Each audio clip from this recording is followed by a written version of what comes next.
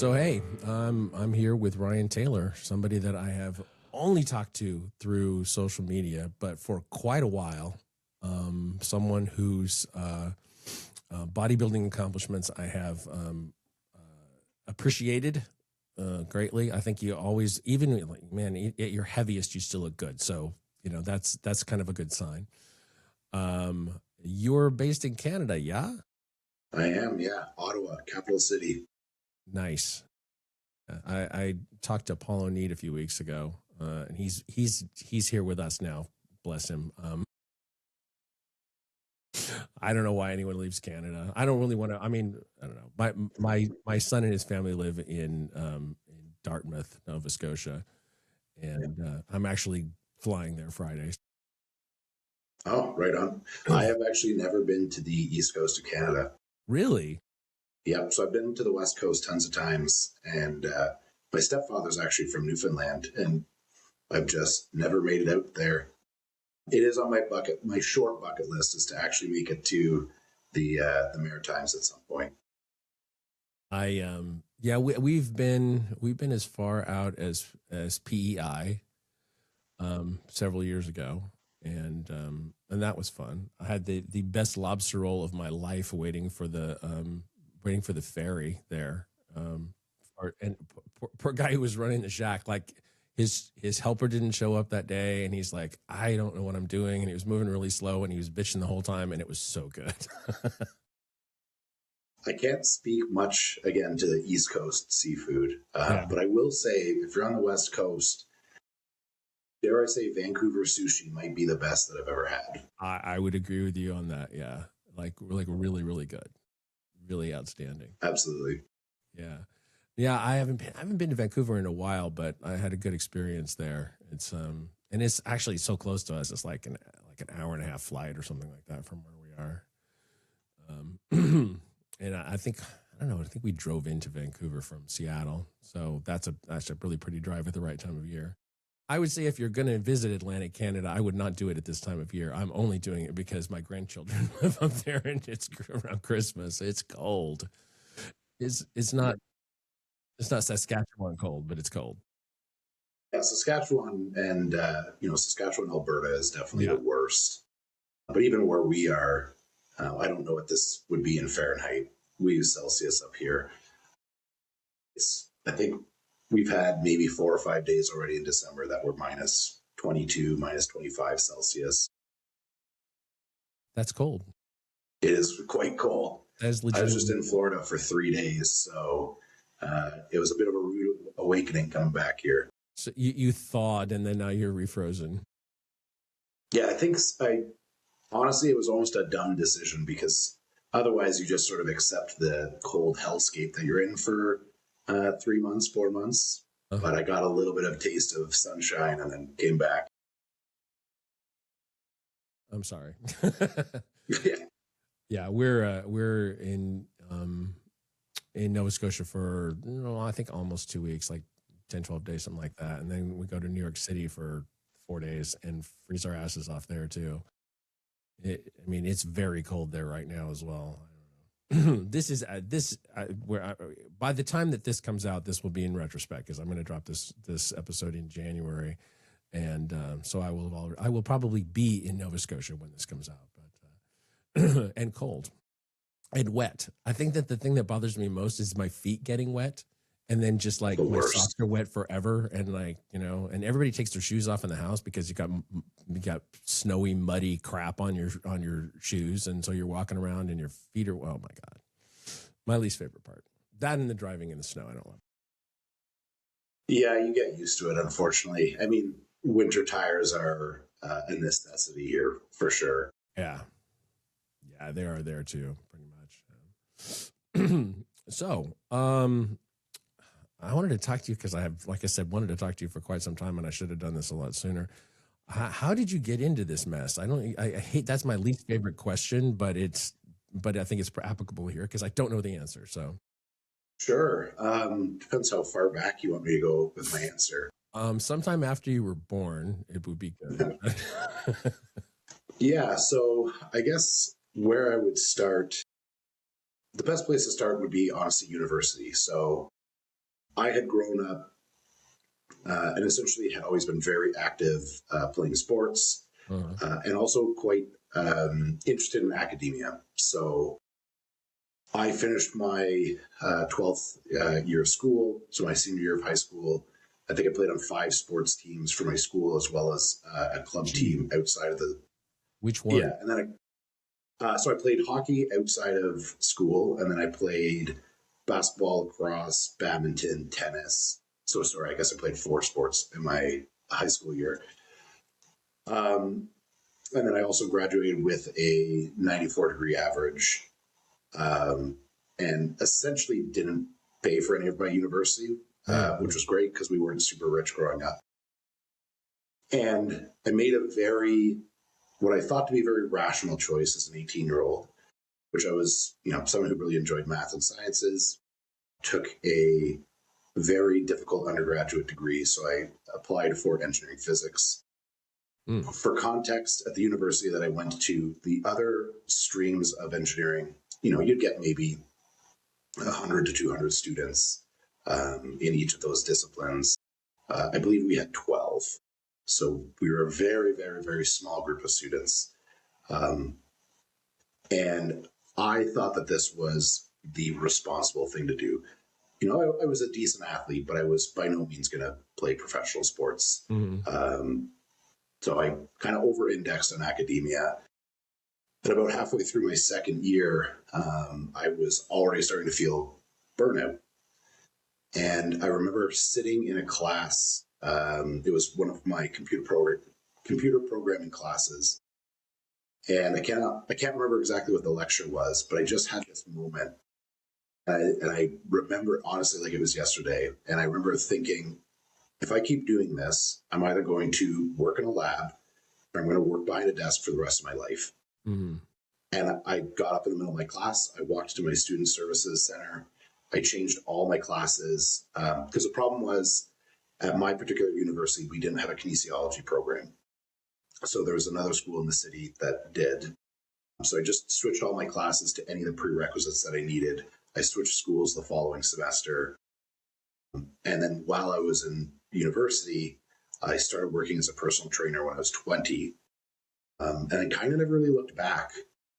There have been moments for sure where I think that choice has been stressful. It scared the shit out of my family. I'm sure. Especially, I think I was the kid that they were convinced was going to be a rocket scientist. And then I was working in a gym. And then, I loved what I was doing. It certainly came with a lot of growing pains. But I'm also somebody who I kind of have this saying that I don't half-ass anything. I either full-ass it or I don't at all. Yeah. And I was like, look, if I'm going to make this choice that is,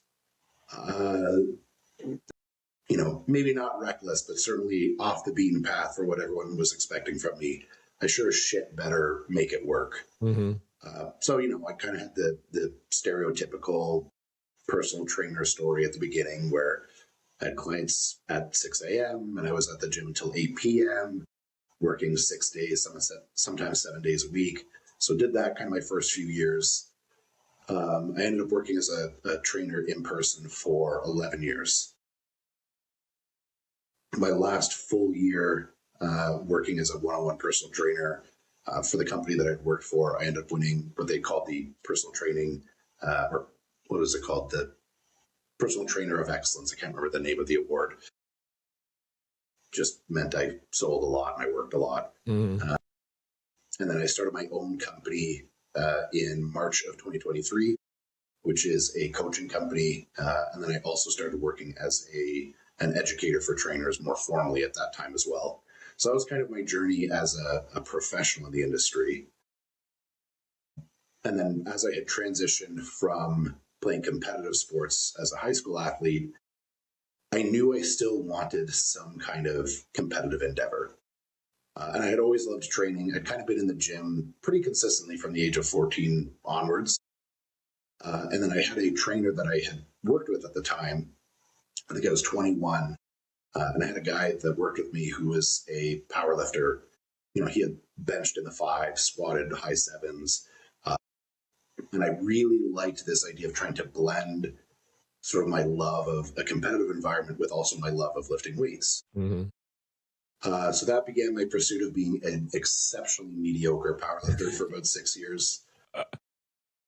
It's always really funny. You can tell who knows powerlifting and who doesn't when you tell them what their number.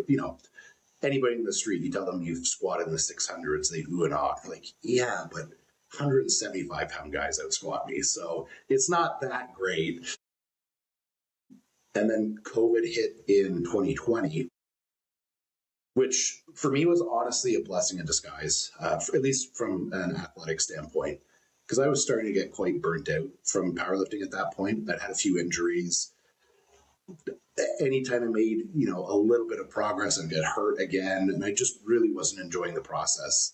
Sounds familiar. But I think everyone has gone through that. Yeah, for sure. So COVID happened, and I didn't have the same access to specialty bars and calibrated plates and all that stuff. And I was lucky enough at the time to live with a roommate where we had a bunch of equipment at home. And I was like, you know what? I'm just going to train for fun. I'm going to use this as an excuse to just diet down. Mm-hmm. And I really, really enjoyed that process, which sounds funny, starving yourself for 17 weeks or whatever it was. But the changes, the level of meticulousness, I really enjoyed as well. And then that kind of lit a fire under my ass to, shift gears and start to pursue bodybuilding. And then that's kind of what I've been doing for the last 4 or 5 years at this point. Mm-hmm. Yeah, the thing about the people who like dieting like structure in ways that they didn't understand that they did before they get into it. I think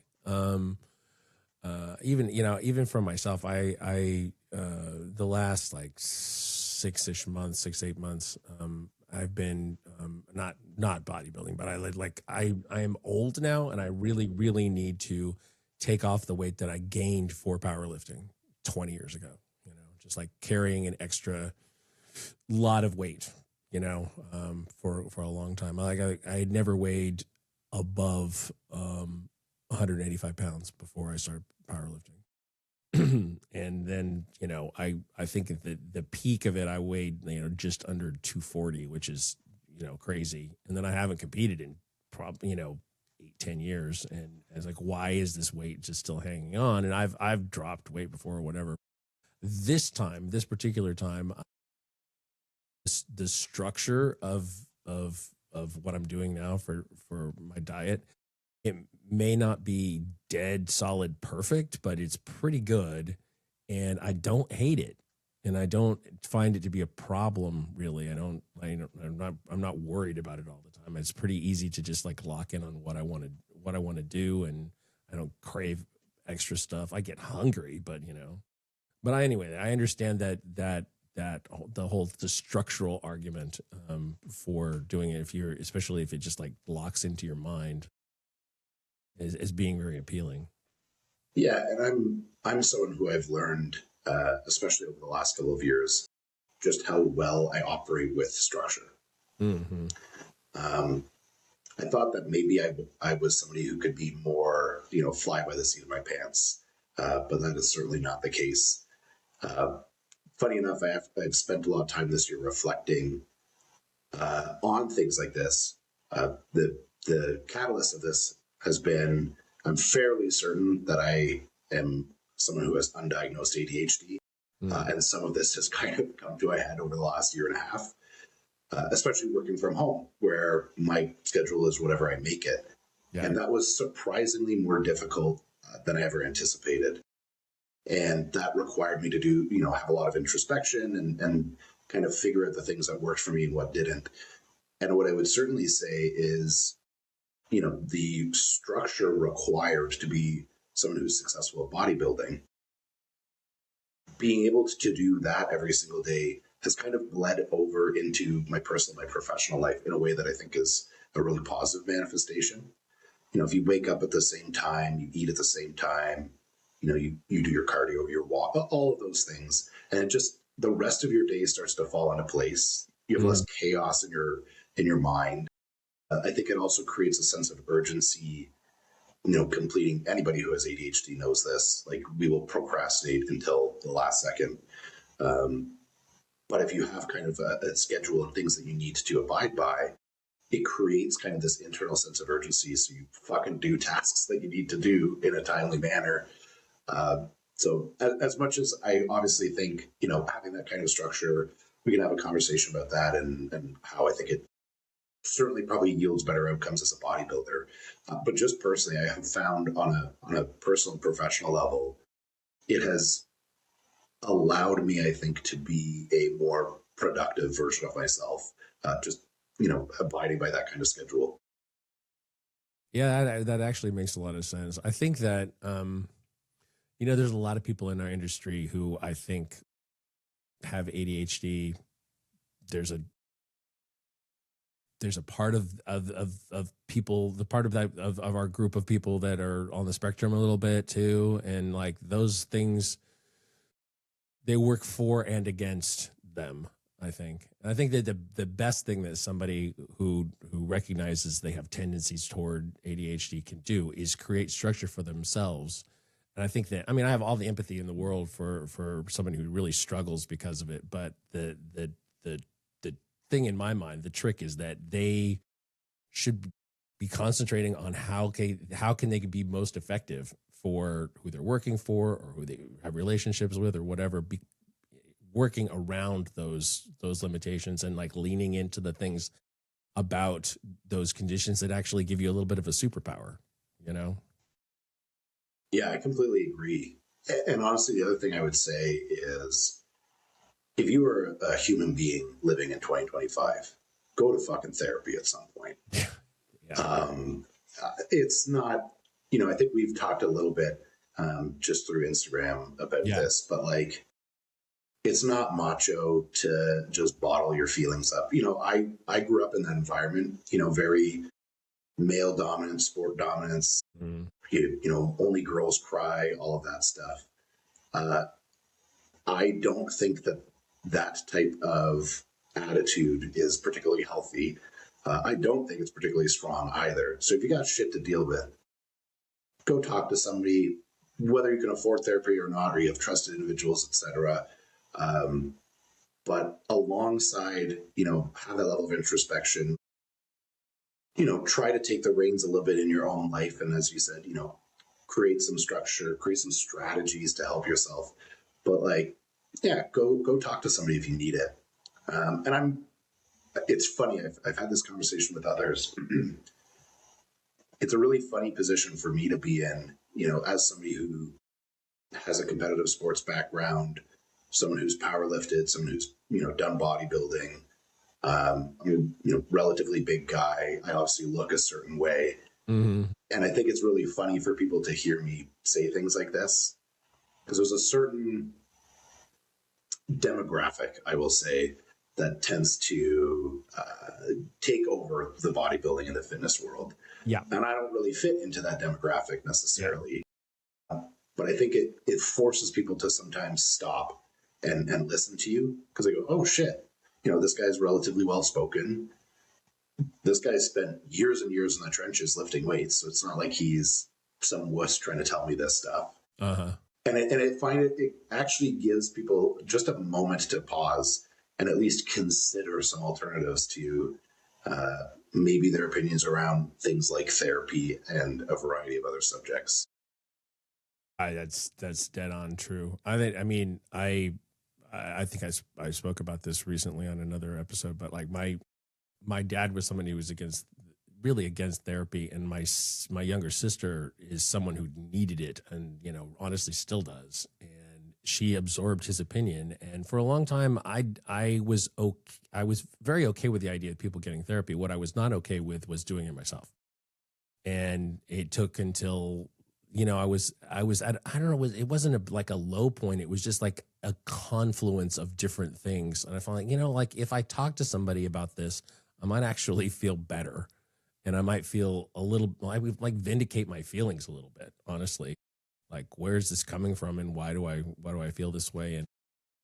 And is everybody else wrong about things I've thought or things I've done or whatever? And I went for 5 years, and it was good. It was really helpful. Toward the end, it was mostly, my therapist was about my age, and mostly we were just bitching about things in our lives to each other. And he's like, I don't think you really need this in the same way that you did before. And I said, yeah, you're probably right. I just enjoy it, but if we can stop, I can stop paying you. That'd be fine. And I've thought about going back since then, but I've never been compelled to the way I was initially. It's nothing against it. It just, I know the process, and I kind of go through the stuff in my head at this point. And so I've internalized a lot of it. Yeah, and I think the way that I've always looked at it, I my own perspective at least around therapy is I almost view it like any other form of coaching.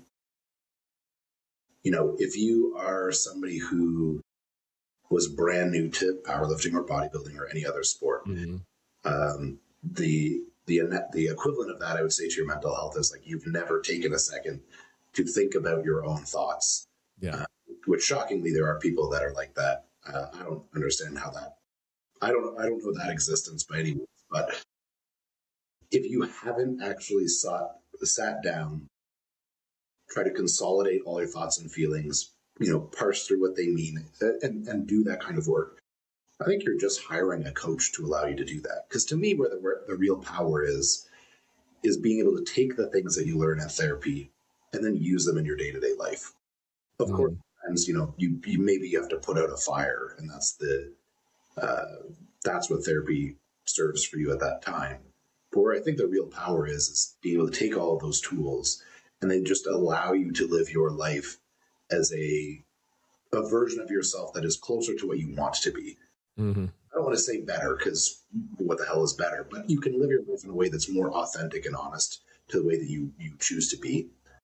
And I think if we kind of shift the narrative around it to be essentially just learning how to coach ourselves, well, I don't know, maybe that would change people a little bit. And, much like you, I am very accepting of people doing, whatever they need to do, whatever makes them happy. And it took me fucking forever to go. Like, I remember, so, we talked about my time in university. Obviously, I had a pretty big identity shift when I was switching majors, and I had switched schools to a school that none of my friends went to. I switched in the wintertime as well, so it's like dark and gross out. So I'm taking the bus by myself to this school that none of my other friends go to. And unfortunately, the school that I had switched to, their administration is a little bit slow. So my first semester there, I wasn't actually in my major, but I'm taking random classes, and they're at weird times. So it was a total mess. And I distinctly remember that being the first time where I think I felt depressed. I was 19. I didn't see a therapist for the first time until I was 26. Because I convinced myself, I was like, people just go through this. I was like, well, I'm still getting good grades, and I'm still performing well at work. People who are depressed don't go to work every day, which is clearly a fucking lie. Yeah. So it took me forever to eventually convince myself to go. I think I saw maybe 3 or 4 therapists until I found one that stuck. And I would even say then, there were things that I learned that were incredibly helpful. And then it wasn't until probably this last year where I think just myself as an adult, I had enough maturity to go to therapy again and be like, okay, I have less of an ego than I did in my 20s. I'm okay admitting some of my faults here and actually doing the work that I think is required to be the kind of person that I would like to be. So that's like 19 until 33. Like, that's a 14-year period of time. As someone who actively is introspective, like it is hard work. So I don't fault people for finding it challenging to do it. And I still think that it is somewhere on the spectrum of important to damn near imperative. Yeah. Yeah, I think that everybody could benefit from a little bit of it, at least. And I think that not having some objective person to talk to is is detrimental. Like whoever that person is for you, I think it's just detrimental to your mental health and to the mental health of the people around you. Honestly, because of the the way that you can end up behaving when you're not examining your behavior.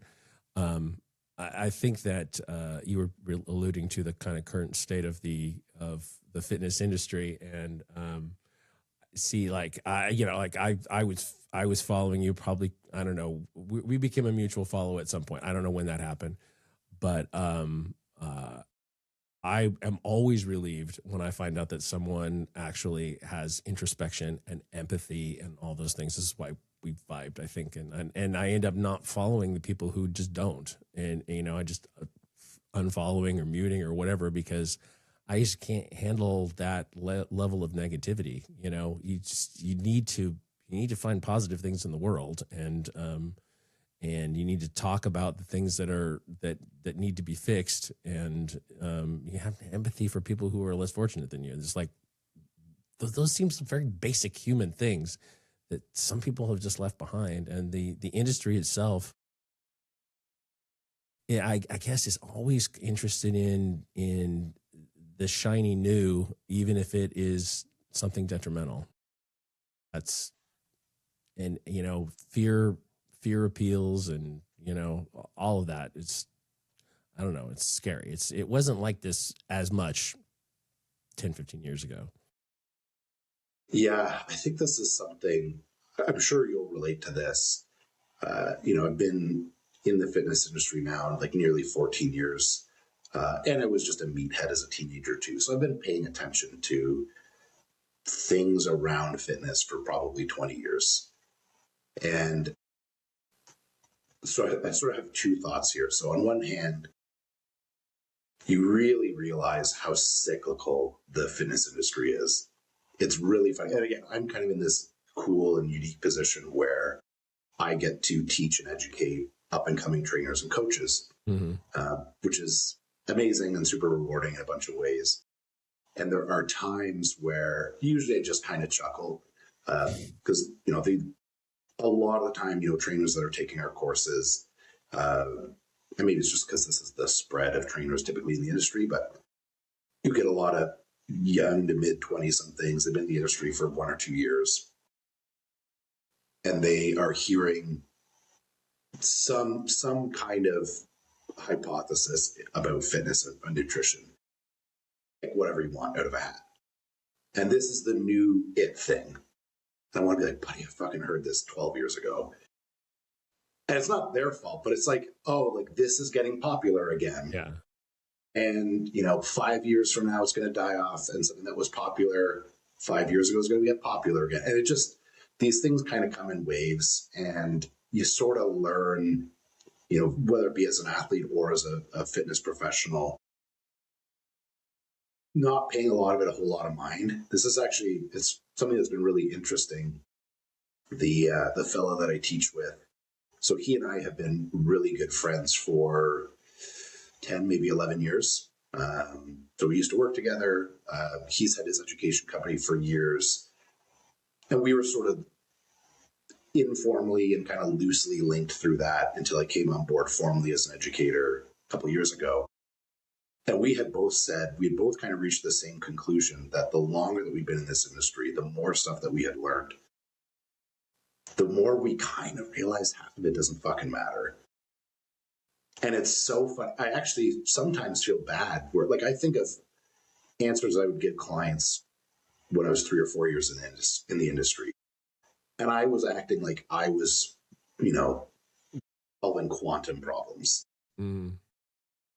And in spite of the fact that I have, probably 10 times the amount of knowledge and experience that I did back then, I tend to have very, very simple solutions these days. Mm. And so often, even a lot of the clients that I work with, they themselves are coaches and trainers. So they'll run ideas by me, oh, my client had this, like, what do you think? And so often I'm like, it's probably not a big deal. And they're looking for a really detailed answer. I'm like, ask them this, this, and this. But honestly, man, like, it probably doesn't matter. like, yes, I know you heard this thing on an Andrew Huberman podcast and you think that that's the thing that's really important now. But like these fucking seeds that they find in Africa, like that's not going to be the thing that makes or breaks their weight loss. Like, it's so funny seeing this stuff now, having been in the industry for quite a while. So that I think has always been the case, and I think that will always be the case. The second thing, which you alluded to as well, that I do agree is different than it's ever been. You know, anybody that grows up in a sport environment, look, you're going to get a bunch of meatheads that are going to make gay jokes and drink beers, like shotgun beers on the weekend, whatever. That's part of the culture. Yeah. I would say it's generally been quite harmless. The last few years it's been interesting to see the shift where I don't think it's harmless anymore. You're seeing fitness professionals. I think so. I mean, I have a lot of thoughts on social media. The irony that this is a podcast that's going to go on social media as well. But I think that social media has only amplified a lot of the negativity, I think, that has unfortunately been brewing within the fitness space. But you start getting these people that realize that the more inflammatory that their language and their ideas are, the more eyeballs that it gets. And they just, I'm trying to remember what I've heard it called. There's a phrase that I can't remember, but essentially that essentially snowballs. Mm-hmm. You know, you have a certain level of extremism that draws X number of views. And if you don't keep upping the ante, you don't keep upping the number of views. So that it gets more and more and more extreme.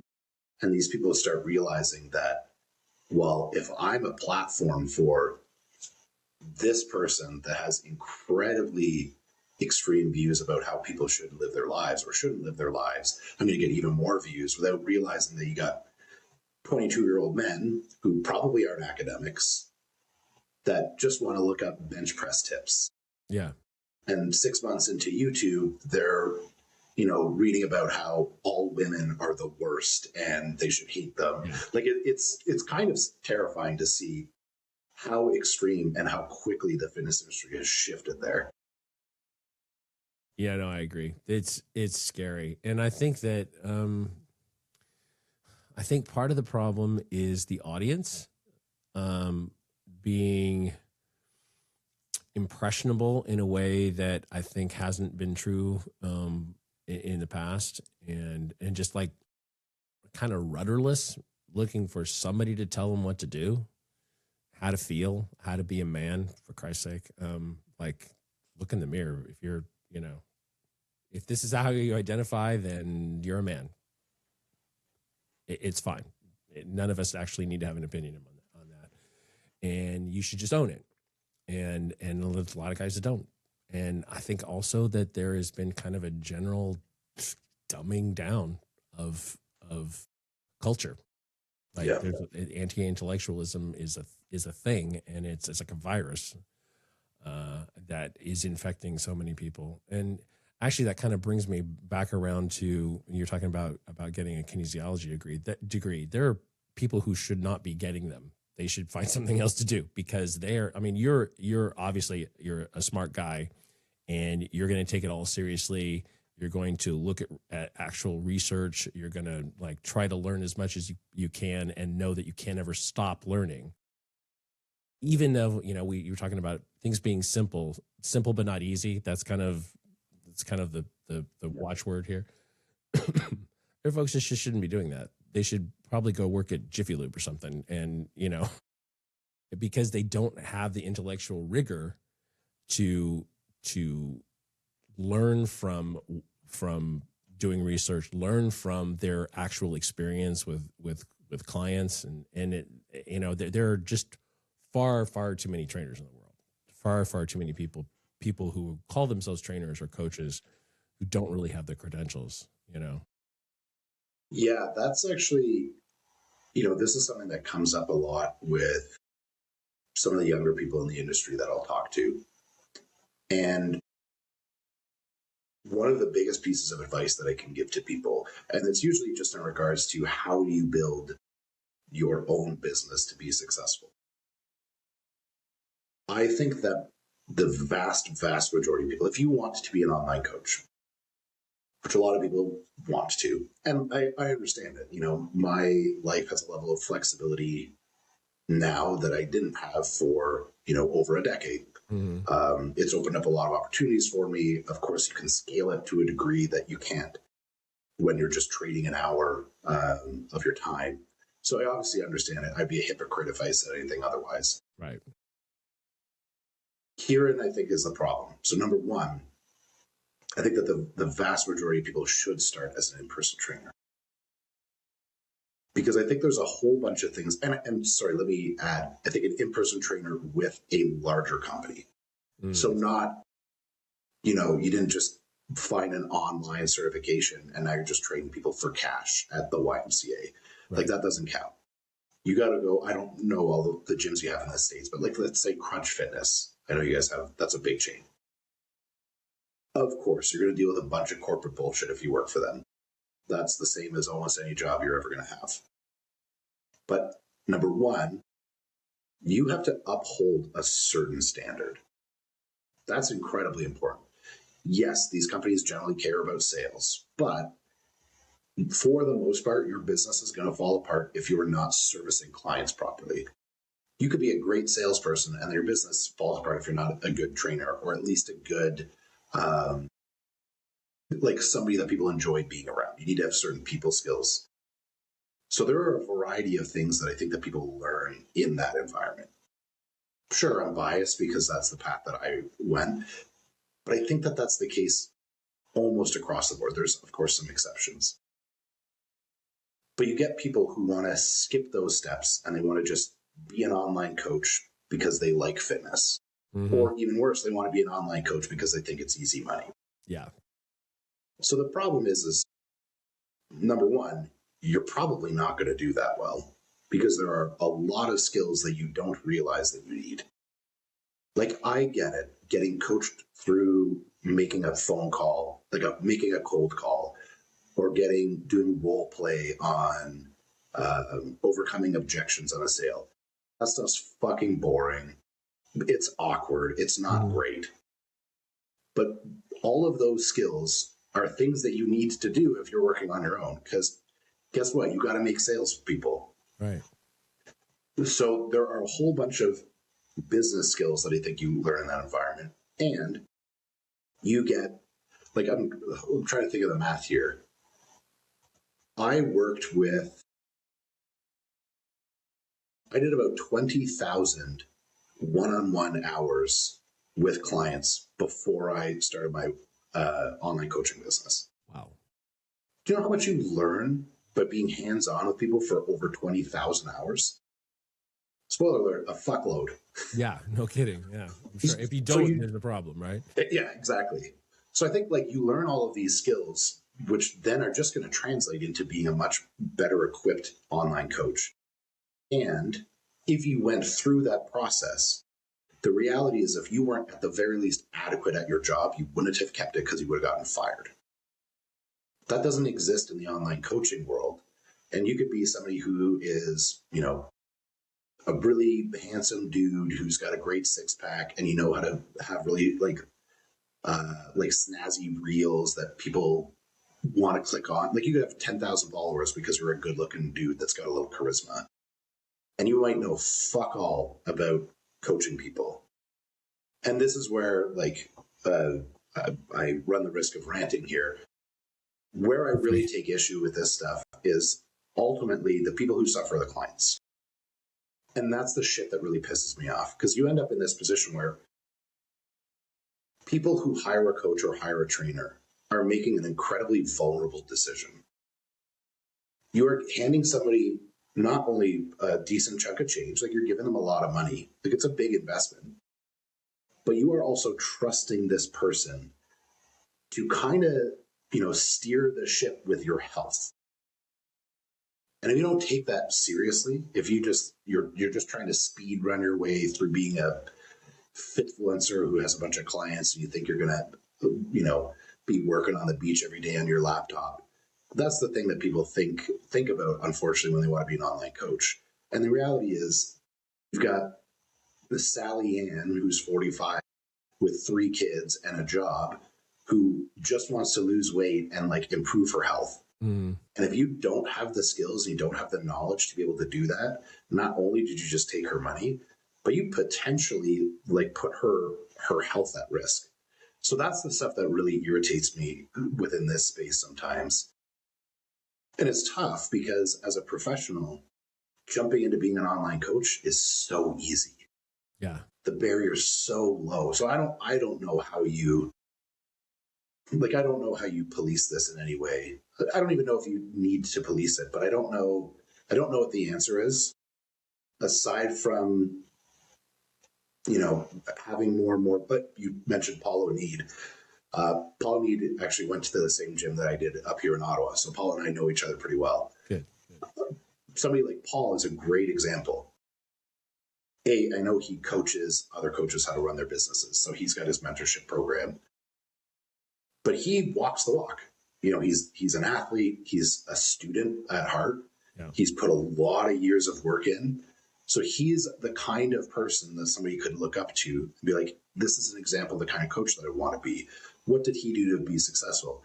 Shit, he spent 15 years doing all this work before he got to this position. But that's such a tough sell for a 23-year-old. Right. Well, you want to be really good and make money at this, spend 5 to 10 years grinding, sleeping on the chair in your office at your gym. Mm-hmm. Like, I lost count the number of times I've napped. We used to have a little daycare in one of the gyms that I worked at. And on off hours, I would nap between clients and then go back down and train them. Yeah. But that's the reality of how to kind of make it in this industry. We have a trainer at our gym who is working on trying to build a clientele, and so he's there, like he's doing class at 6 a.m. and then he might have a one-on-one for hours, and every once in a while I find him sleeping on the podcast set there, and it's fine. I mean, I totally get it. I would do the same thing if I was capable of sleeping just anywhere. But yeah, no, it's hard, and everybody really kind of wants instant gratification. I'm trying not to make generational comments, because I don't think that they're productive, but I can say it's qualitatively about some people. They don't want to live the grind at all. They don't want to, and I don't mean that in the way that people often use grind. I mean that if you're going to work somewhere and your goal there is to learn and to get as many reps as possible in something, it's going to have some bullshit, and it's going to have some things you don't want to deal with or whatever. And sometimes you just have to suck it up and get through that part. And just, there are people who get into any kind of business and they just don't have the stick-to-itiveness to actually get through that. And that sounds like an old man on the, saying, get off my lawn. But I think it's true. I think I would have made that observation 20 years ago, 40 years ago, that sometimes there's just bullshit. Sometimes it's just hard. Sometimes you're working a whole lot more than you feel like you're getting paid for. And that's life. It's dues paying. I mean, and people say, oh, dues paid, I've been to the gym or whatever. No, it's not. That's not what I'm talking about. Yeah, it's work. Yeah, for sure. But you chose that. When you're in a work environment, you don't often choose what you're required to do. And yet you should do it to get to the other side of it and figure that you're actually gaining something through the process. Yeah. I'm going to speak out of both sides of my mouth here a little bit. Feel free. Because I do agree. And, starting to get, I'm still young enough, but I'm starting to get old enough where the next generation is kind of coming behind me. Mm-hmm. So I'm cautious to be the old man yelling at the clouds sometimes. But I do think ultimately, and I want to distinguish between hard work and the capital H, hustle. Mm-hmm. I think hustle culture is bullshit. Yeah. Frankly, if I want $1 million, $10 million tomorrow, I'm probably not working as hard. I'm going to do some things that I enjoy to do, and I like my work. Don't get me wrong, but I'm going to fuck off in the woods and wake up without an alarm because I don't like, I don't ascribe to the hustle culture. But with that being said, hard work is important. And at the end of the day, unless you're born on third base, and most of us aren't, you're going to have to work hard for the things that you want. And that's okay. Like that's fine. You're signing up for that. And I think that there are a ton of lessons that are learned through that process. So like, I actually remember the first, not the first day, but like the first week that I got hired as a trainer. There was myself and 3 others that kind of got hired in the same hiring pool. And we were brought into the office with our manager, and we were literally told, one of you will be here 3 months from now. And that was just how the industry worked back then. Mm-hmm. And I remember at the time just thinking, like, look, as long as I'm that guy, like that was my first goal. I was like, I'm just going to be that guy that is the one that's standing at those 3 months. And then I'll just tackle the next thing, and I'll tackle the next thing. And I learned a lot in that process for several years. Like there was always something that required me to just kind of keep grinding away to get better. Mm-hmm. I'm a big sports guy. I think of somebody like Kobe Bryant. There's one of my favorite images in sports. Kobe was notorious, I think, for his level of hard work and practice and all of that. There was one year he broke his wrist and he's in a cast. And I can't remember the player who was on his team, but there was somebody else on the team who had remarked that he was excited that Kobe wasn't going to be the first guy at practice the next day. And there's this picture of Kobe in the gym by himself. The lights are off other than a couple of dim lights with his cast on, and he's shooting left-handed. It's one of my favorite sports pictures ever. And I think, that type of effort clearly yielded this 20-year career where he's one of the greats. Unless you are an absolute genetic outlier, but that only goes so far. Right. The thing that is consistent across the board with people, I like using sports as an example.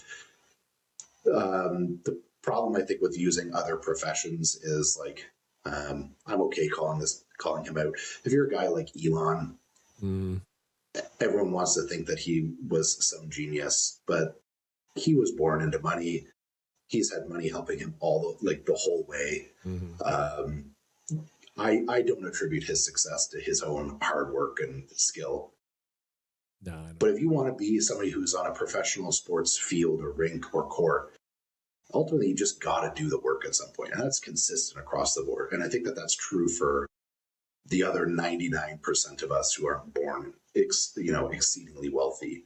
So I think there's a lot to be learned in that process. The other side of my mouth that I'm going to talk out of here, I've had this conversation again with some younger trainers who struggle with how expensive the world is. And I think everybody is feeling that increasingly so. I mean, the cost of living, at least in the developed world, is skyrocketing. Yeah.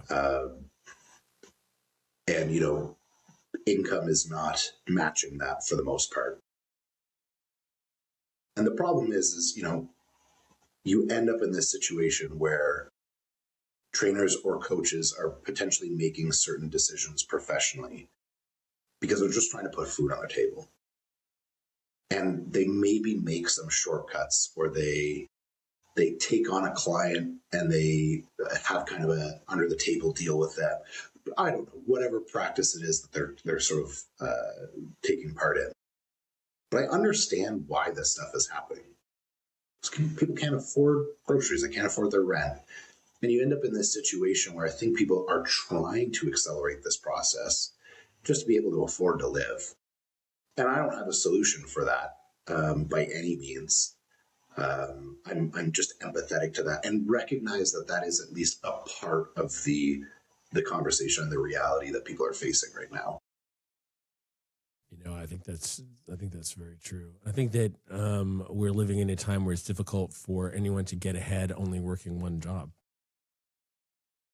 which is unfortunate, but it's true. But I know so many people who have actually like multiple side hustles or a couple of part-time jobs or whatever to, because they're in the demo that didn't fall into, they're not in my demo, I guess what I'm saying, and even at the time that I graduated, things kind of sucked, but people who have graduated in the last 10, 15 years are just not in the same position, the people who preceded them.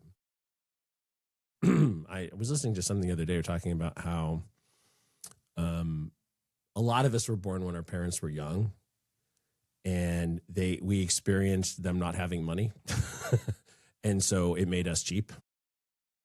Made us very, very cognizant of the money that we have. And then there's a whole like generation of people who were born to later older parents, I guess, who had money, and they expected things to kind of always be like good, and the parents actually had those same impulses for their children as well, and it's not as much the case. It's considerably more difficult to accomplish these days. So yeah, no, I get that, and it's in a lot of ways just harder to make money, period, right now. And I hate seeing that, but it's really true. You were talking about Kobe. We have a member he's a little bit of a Forrest Gump in that he's like he's been alongside sports figures like from his teen years, actually from birth forward, just he had a dad that played minor league ball, and he knew, he grew up around a bunch of players, and then he was somebody who was like trained by Greg Anderson when Barry Bonds was trained by Greg Anderson and all this stuff. His observations always kill me. We have great conversations. But he was talking about Kobe, and it's like Kobe worked so hard because Kobe was not as gifted as everyone else, but he did not want to let that be the thing that kept him from succeeding. And yeah, and that, I mean, that's if there's any message to get from the Kobe experience, it's that sometimes you just have to work harder than everyone else, and it will suck. It can suck. And it feels like it feels like it's a long time to get the reward, I guess. Yeah. And, it's funny you say that, because that's something that comes up a lot within the bodybuilding world. People love to use the word genetics when it comes to bodybuilding. I'm sure powerlifting to a certain degree, but I think powerlifters have a couple screws loose, and they'll just run through a wall and squat anyway. So, but bodybuilders are always concerned about what their genetics are and what so-and-so's genetics are. Yeah. And the reality is, so first of all, I mean, if you just look at how most things work, it's probably a bell curve distribution. You're probably somewhere in the middle there. And the reality is, like, you can't change it. You have no say what your genetics are. So if you just like doing this stuff, just work really hard, do that for 10 years and see where you end up. The process doesn't change. And the reality is, I'm going to feel like it's blasphemy to say anything bad about Ronnie Coleman, because he's the absolute GOAT as a bodybuilder. I mean, there's a video, I'm sure you've probably seen it. I think Ronnie's 18 or 19. And he's doing a powerlifting meet. Yeah. And he's like drug-free at this time too. He is twice as wide as I'll ever be. His waist is like 28 inches. Mm-hmm. His like muscle bellies are insane. Like, it's crazy. Mm-hmm. But you would look at him at his team and you're like, yep, he's going to be the most muscular human being that's ever lived on planet Earth. And sure enough, he essentially was. So you can feel bad about yourself that Ronnie had those genetics, which, again, he nor you have any control over. The flip side of that is, as amazing as Ronnie is, listen to him talk on any podcast. Like, he's not a rocket scientist. Right. And that's not to shit on Ronnie by any means, but like, genetics favored him in one particular way. And maybe your genetics lead to you being a way better engineer or a way better musician. So I don't know. The genetics thing for me, I never get too caught up in because you don't really have any say on it. And ultimately, just work hard at stuff that you like. And the reality is, you're probably not Ronnie Coleman. Right. But like, look at a guy like Dorian Yates. Like, I would probably say, again, Dorian's still got better genetics than most of us Joe Schmoes. But relative to some of those top guys, Dorian's kind of the example people would use where, he didn't have the prettiest shape. He probably wasn't the genetic outlier guy like Ronnie or Flex was, etc. I think, Dorian's pretty notorious for his level of work ethic. So to your point, he's probably like the Kobe of bodybuilding, where he made himself into a 6-time Olympia champ because he just worked harder than other people. And of course, they all work hard to get to that level. But I remember hearing the story of Dorian. I think it was after he had won either his first or his second Olympia. And people were coming at him with, magazine deals, and they want him to move to LA and do all this stuff. And he had seen other guys do that, and they would take their foot off the gas. Yeah. So he just went back to his gym, and I forgot where he's from in England, but went back to England. Nobody saw him or heard from him until the next Mr. Olympia, because he didn't want those levels of distractions, because he knew the only way for him to win was to keep training like he was a nobody in his like shitty basement gym. It's like when Rocky went to Siberia. Yeah, exactly. Yeah, I got onto a plane coming back from the Arnold one year in the early 2000s, and Ronnie was sitting in an aisle first class seat, and his shoulder was out in the aisle. He's got to be the widest human I've ever seen in person, from across the shoulders, who wasn't, grossly overweight or something. Yeah, stunning. So what does your client mix look like? I mean, I know you work with some competitors, but do you work with general pop folks too, or? Yeah, so I still do. I would say it has shifted over the years. I work with more competitors than obviously I did in years past.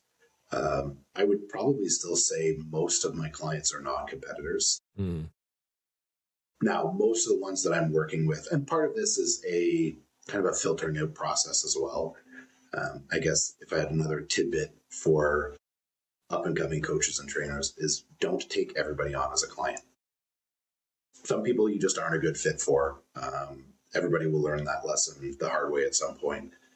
But most of the clients that I have, are still Gem Pop clients. They're just people who are very serious about it.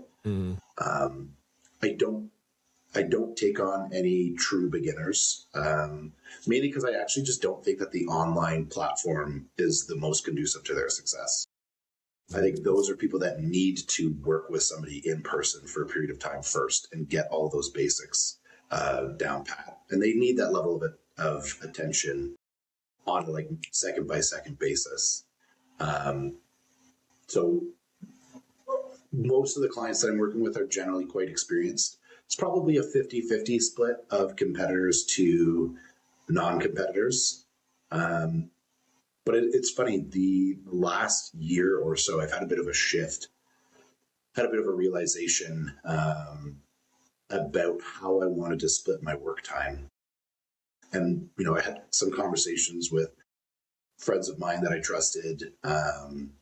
There's one of my mentors, his name's Tim Walsh. I kind of call him Canada's John Meadows. He's like everyone's dad in the bodybuilding world up here. So he and I sort of chatted about this, and I kind of realized the more that I've been doing this, how much I was loving the education side of things. And, I look at, Paul Mead, coaches that work under him. I was like, do I want to have 100 clients and just do that and be on my phone all day? Not really. And to a certain degree, there's a feeling of been there, done that.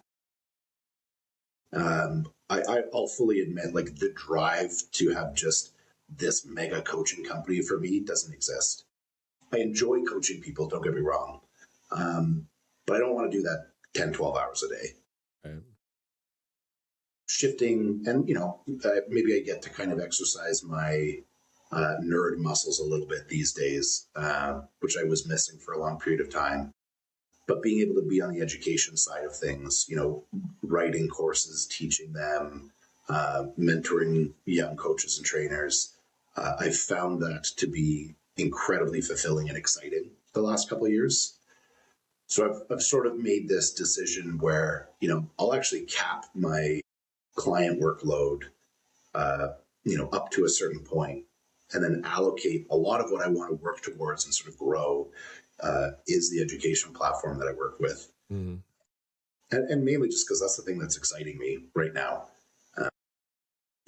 Don't be wrong, especially clients who are competitors.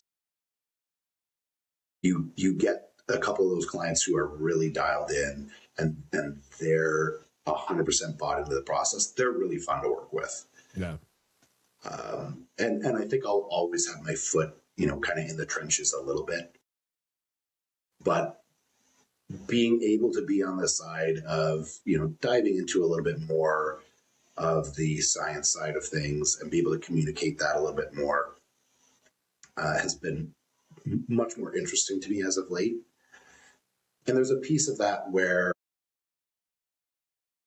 how do I frame this? So there's a saying that people will use when you're working with clients, which is like speak client to them. So there's a level of dumbing down. I don't want to say dumbing down. There's a level of just wording things to clients in a way that's appropriate for them and how much they actually care. Whereas if you're putting material out that people are paying $1,000 for a 2-day course, or you're speaking at a conference, the people that are going to those conferences or attending those courses are people that care about this material. So you could talk about it at a little bit of a higher level. And there's a responsibility that I feel to honor that material and make sure that I know what the fuck I'm talking about.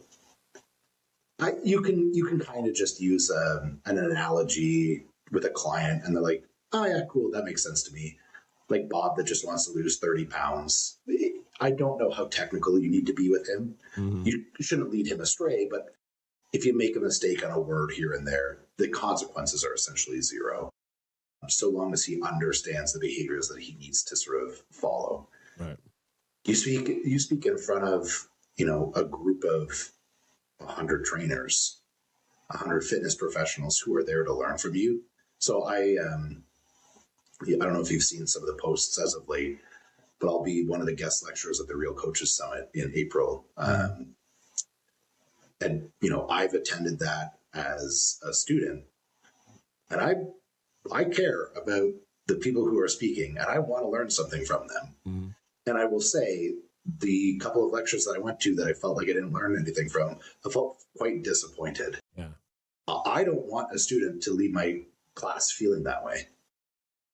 So there feels like this level of pressure that, like, I fucking better be able to convey this information in a way that is accurate, in a way that's digestible. If there's a Q&A period, I sure shit better be able to answer these questions appropriately. And that kind of fires me up a little bit because it feels like there's some pressure, and I enjoy that. Yeah, for sure. It's kind of, it's led to, over the last couple of months, something I used to do much earlier in my career that I'd kind of fallen off a little bit. But lately I've just been getting into, finding research. I'm just reading it for fun, trying to understand, the research in exercise science is always really funny because the conclusions are all essentially nothing. But it's kind of fired me up to start getting back into that and reminding myself how to appropriately communicate science to other people. I've taken your question and I've answered it in a completely different way, but that's kind of the stuff that's fired me up as of late. And I've certainly allocated my client load in such a way that's let me kind of pursue this a little bit more as maybe the last year or so. Well, I mean, that's great because you're feeding your head and you're pursuing your interest, and if it's fulfilling, then it's the thing to do, right? I mean, um, I had kind of an extensive conversation with Paul about peptides, and I just have been asking everybody about GLP-1s and other peptides, and just like opinions and potentially experience with those clients and with personally or whatever. So like whatever you got to say, I'm all ears. Yeah, this is definitely a world of medicine that I'm really fascinated by. There's more and more stuff that's coming out, and I think the disclaimer here should be: peptides aren't new. Peptides have been around for decades. Yeah, because all a peptide is multiple amino acid chains together. So, like growth hormone is a peptide, insulin's a peptide. We've been using those in medicine for a long time. But it does seem like it's a world where there are more and more of these, what do they call them? Research products, mm-hmm. Being brought to market. I would say I'm not familiar with all of it. Paul might know more than I do, because I know he's tried a few that I honestly haven't even heard of. He's got a long list. To be fair, Paul has injured everything in his body, so I understand why. God bless him. And I'm one of those people where I'm probably a little bit more risk. I wouldn't say risk adverse, but I have sort of a criteria that I'll use, generally speaking, before I use any kind of performance enhancing substance. And a big thing, especially on the anabolic side where the risks are a little bit higher, I certainly want things that are have been approved for human use, preferably things that have been used in medicine for a long period of time, things that are bioavailable, like testosterone. Mm-hmm. Not a big fan of, I think of, unfortunately, it's the thing that's sort of accessible these days, but something like equipoise, which is commonly used. Yeah. Probably not the greatest drug that's out there, but we're sort of screwed these days with access to certain things. Anyway, I digress. So when it comes to peptides, things that I've used, so if I say, growth hormone, I've used insulin here and there, but it never really stuck with me. Probably what you were talking about. So I have used retatrutide. Mm-hmm. I have used BPC 157 and TV 500 together. I will actually be experimenting. I've literally just ordered it. I'm going to be experimenting with SLU PP 332, which is one of these like mitochondrial peptides that are starting to be really popular. We actually had Dean St. Mart on our podcast earlier this year, who was the guy that I'd first sort of heard about SLU from. Mm-hmm. So I'll have a better answer in a couple of months once I've trialed it. Simply put, what I will say is, in my opinion, I think retatrutide is potentially the game changer with the GLP-1 medications. I'll actually just say with the diabetic medications. Mm. So I'm sure you've probably spoken about it on this podcast before, but for those that don't know, the thing that makes retatrutide really unique, so, Ozempic or semaglutide is just a GLP-1 agonist.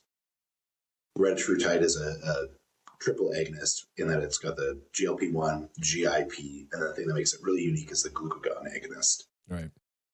And I think, I haven't looked at the data just yet, but within the last couple of days, I have seen, I think there was another stage of the human trials that they've just gone through with retatrutide with seemingly glowing reviews yet again. So I haven't looked into that just yet. But previous to that, besides the fat loss data, which was substantial, the thing that really intrigued me about retatrutide was, one of the risks that you run as a bodybuilder is like liver damage. The human trials that I had seen, I believe they saw like up to an 81% reduction in non-alcoholic fatty liver disease with the administration of retatrutide, which is remarkable. Yeah, that's crazy. So you've got this medication that is not only going to help people lose weight, which I think, we know that past a certain point, body weight is probably one of the biggest contributors to just all cause mortality. Yeah.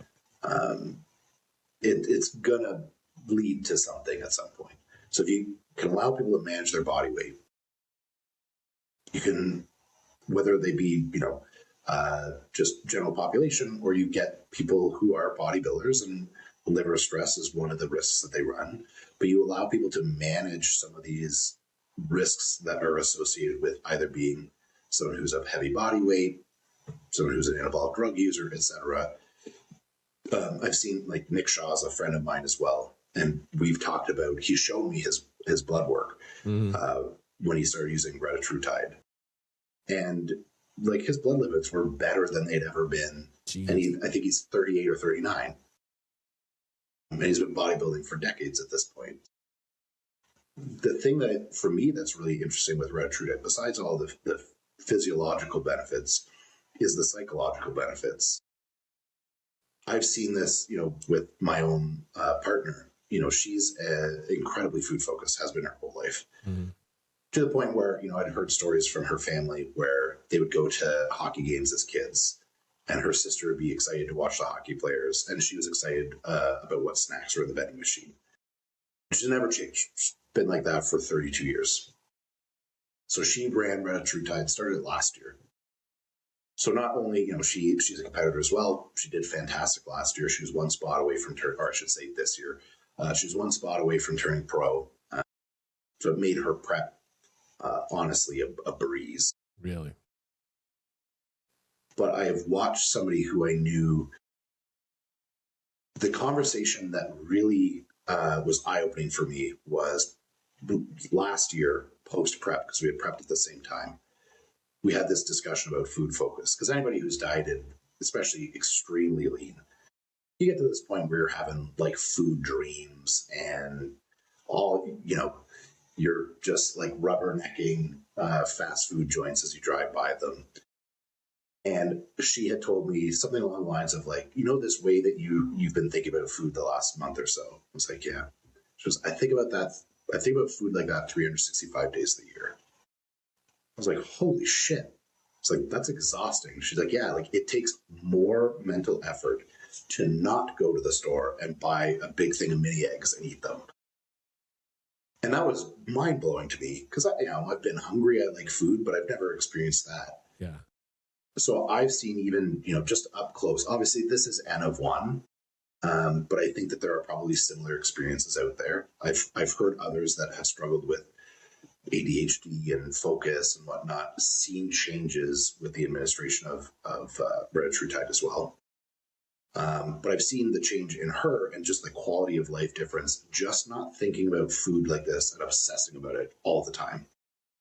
So I would write a glowing review for retatrutide if I could.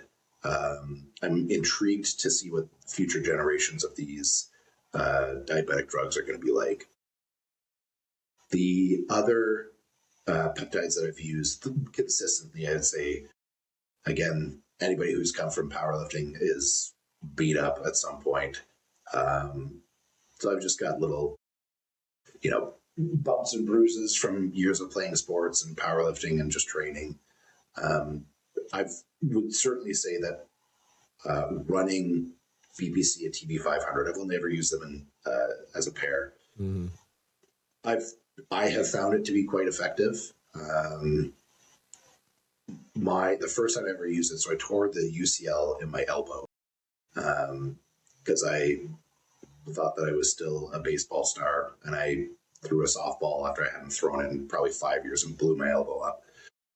So that was problematic for a while. So I tried to just kind of work through it. It wasn't really getting any better. So I had trialed BPC at TB500. Didn't do much for my elbow. Mm-hmm. If you tear a ligament, it's not really going to do a whole lot.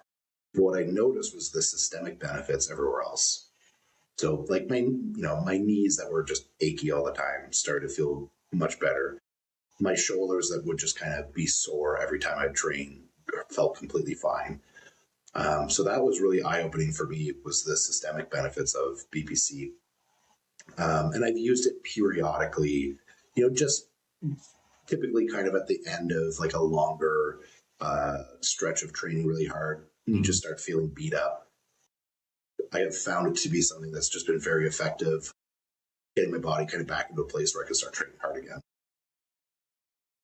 I have a genetics question and question from a friend, and that friend is me. The patterns in which people lose fat are confounding. And for me personally, like, I've lost like 30 pounds, and a lot of, in high percentage of that has been fat. Actually, it's kind of more than that, really, because I've gained some muscle along the way. And my arms, my shoulders, my legs, whatever, leaning out very nicely. My trunk just wants to hold on to it real hard. And I am not young. I'm 62, for heaven's sakes. And so it's like, it's very frustrating. Like, what kinds of patterns have you seen, and how do you fix those problems? Yeah, that's a good question. My disclaimer to this is I have no literature on this. Yeah. So everything that I'm going to say here is anecdotal. Yeah, this is why it's called 50% facts. Go on.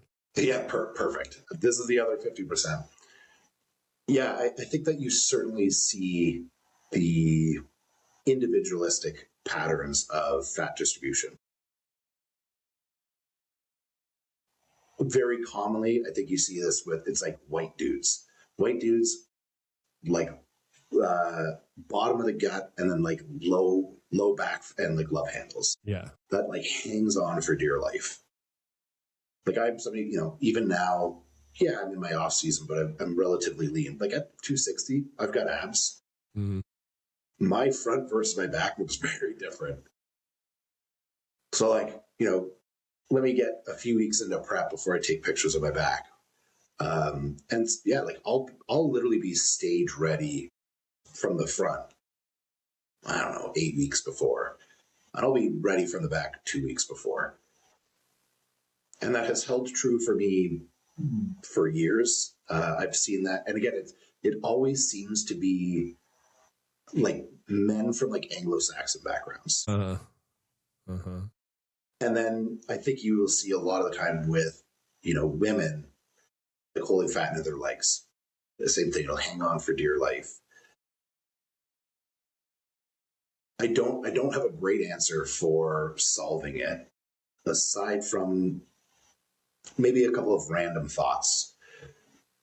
So the first is, I think, first and foremost, if you really want to change your body's set point, at least what I've seen, again, this is anecdotal, but I think you probably need to get down to what I've heard, Dr. Mike call exotic levels of body fat.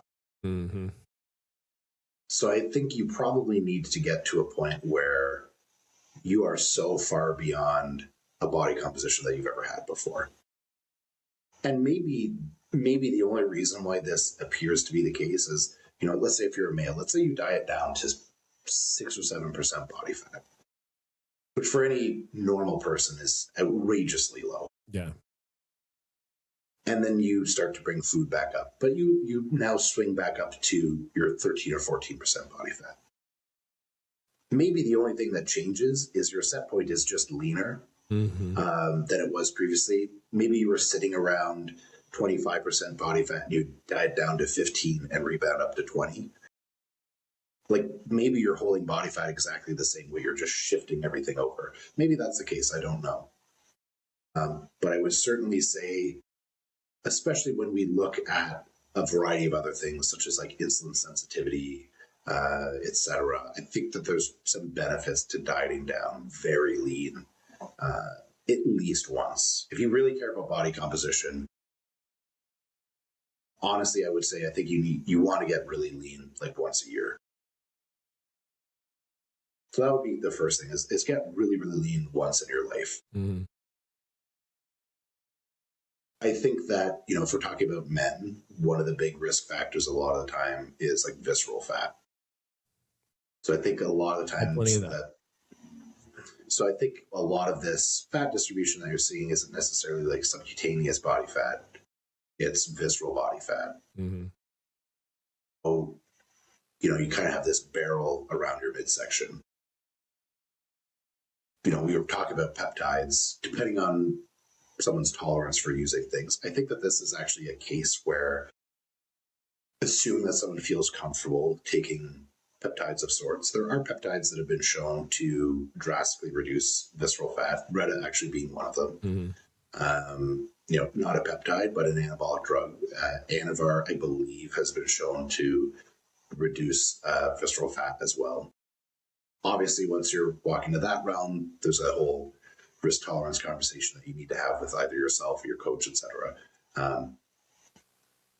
If we're talking visceral fat, probably don't drink alcohol.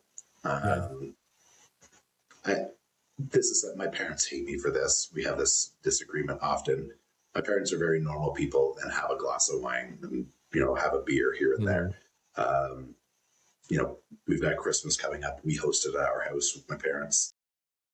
My mom always is dismayed because I won't have a glass of wine with dinner because I don't drink at all. But in all reality, if we're looking at strictly health, there's kind of no amount of alcohol that's good for you. Whether we, look at actual health outcomes or body composition, one of the things as well, like when your body is processing and metabolizing alcohol, like your liver is occupied metabolizing alcohol and it's not metabolizing fat. Right. Besides all of the disruptions with sleep that you get from that as well. So, if someone was struggling with where they were holding body fat and they were still drinking alcohol, that would probably be one of the low-hanging fruit.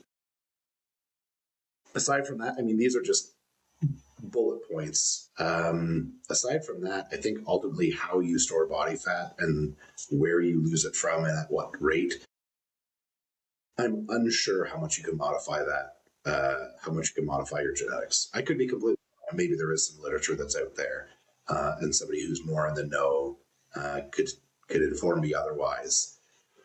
But ultimately, this is where, we're talking about things being simple but hard. Yeah.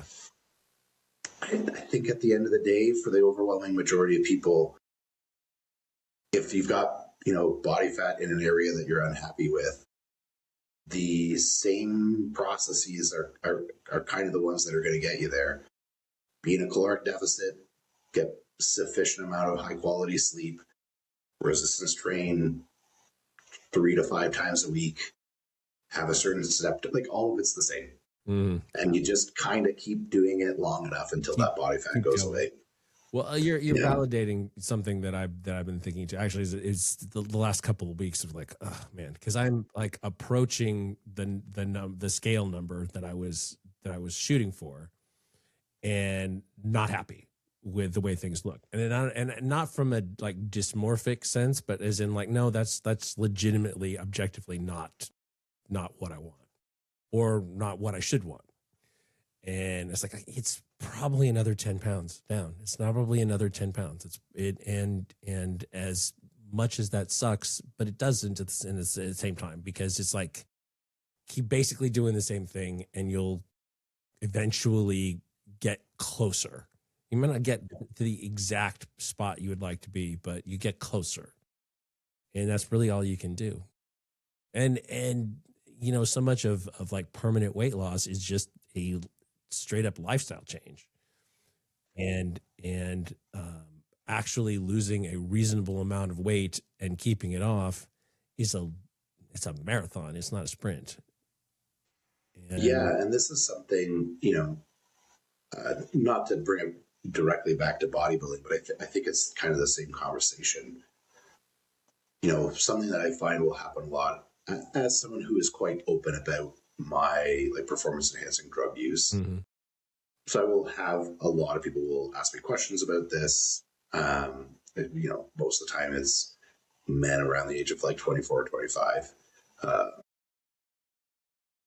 Something that I always think of is everyone is looking for the special anabolic or the special peptide or whatever it is that's going to get them their dream body. And of course, these things work. We wouldn't use them unless they did.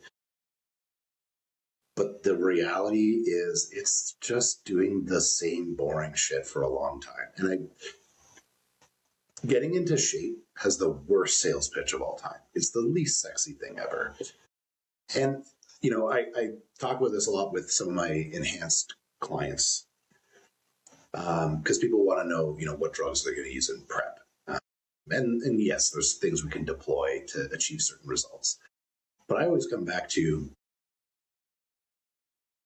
top level natural competitors are absolutely shredded on stage. And all they can manipulate is cardio training and their diet. That's it. And they're able to get to 4 or 5% body fat if you're a male. So if you're taking the kitchen sink, you sure as shit should be able to get there. Yeah. Like, it's not some special drug that's going to get you there. It's being in a fucking calorie deficit for 20 weeks. Right. So, yeah, I get it. People want the silver bullet, but usually the silver bullet is the boring stuff for a long time. Yeah, no, that makes sense. Well, I got one last question I've started asking lately, and that's what would your karaoke song, your go-to, be? Oh, boy. You got a nice deep voice, though. Yeah, but I'm not a good singer. Well, it doesn't matter. It's like, what could you tolerate doing? What could I tolerate doing?